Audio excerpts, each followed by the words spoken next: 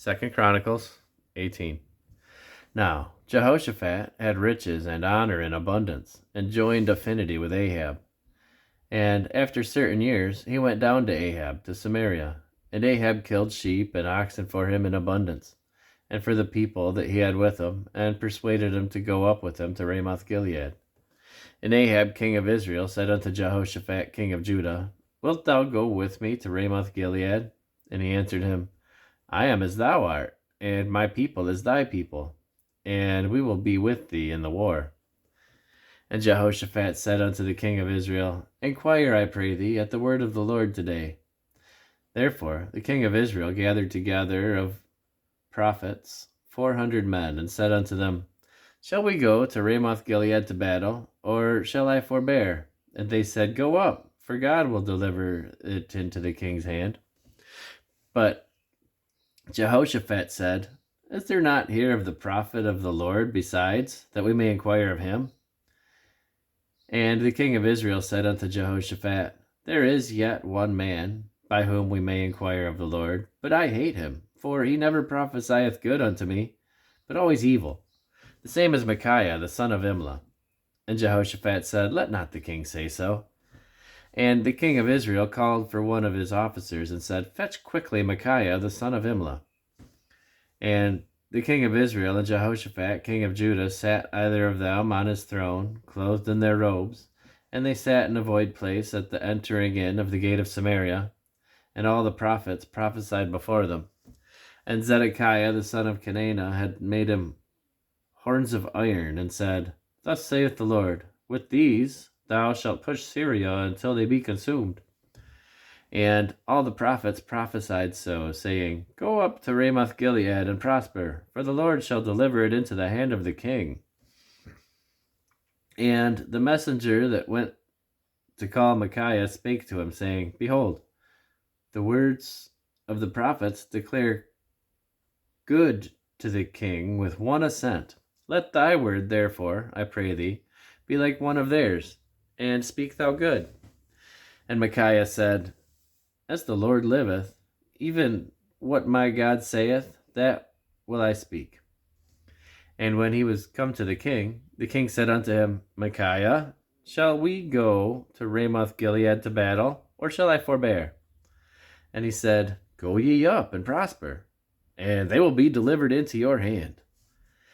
And the king said unto him, How many times shall I adjure thee that thou say nothing but the truth to me in the name of the Lord?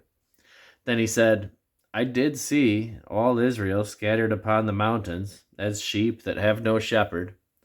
And the Lord said, These have no master. Let them return therefore every man to his house in peace. And the king of Israel said to Jehoshaphat, Did I not tell thee that he would prophesy no good unto me, but evil? Again he said, Therefore hear the word of the Lord. I saw the Lord sitting upon his throne, and all the host of heaven standing on his right hand and on his left.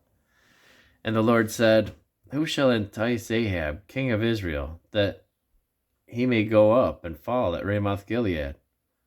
And one spake, saying after this manner, and another saying after that manner.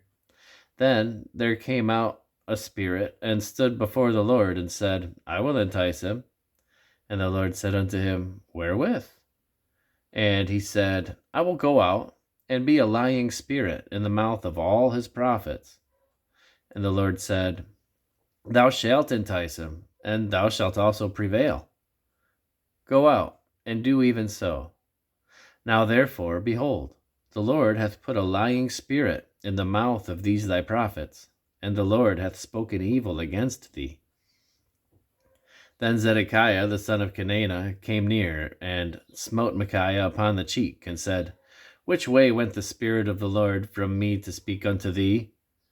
And Micaiah said, Behold, thou shalt see on that day when thou shalt go into an inner chamber to hide thyself. Then the king of Israel said, Take ye Micaiah, and carry him back to Amon the governor of the city, and to Joash the king's son, and say, Thus saith the king, Put this fellow in prison, and feed him with the bread of affliction, and with water of affliction, until I return in peace. And Micaiah said, If thou certainly return in peace, then hath not the Lord spoken by me. And he said, Hearken, all ye people. So the king of Israel and Jehoshaphat, the king of Judah, went up to Ramoth Gilead. And the king of Israel said unto Jehoshaphat, I will disguise myself, and I will go to the battle. But put thou on thy robes. So the king of Israel disguised himself, and they went to the battle.